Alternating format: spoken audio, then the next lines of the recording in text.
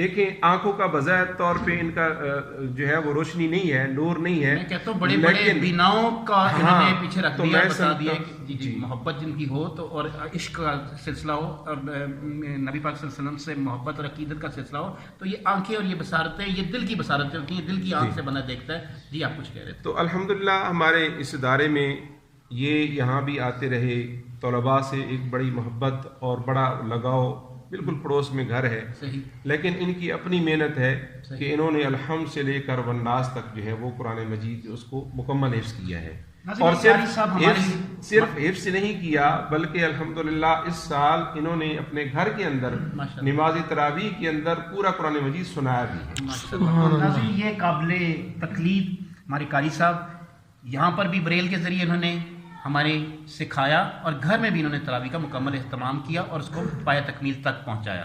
قاری صاحب کیا سمجھتے ہیں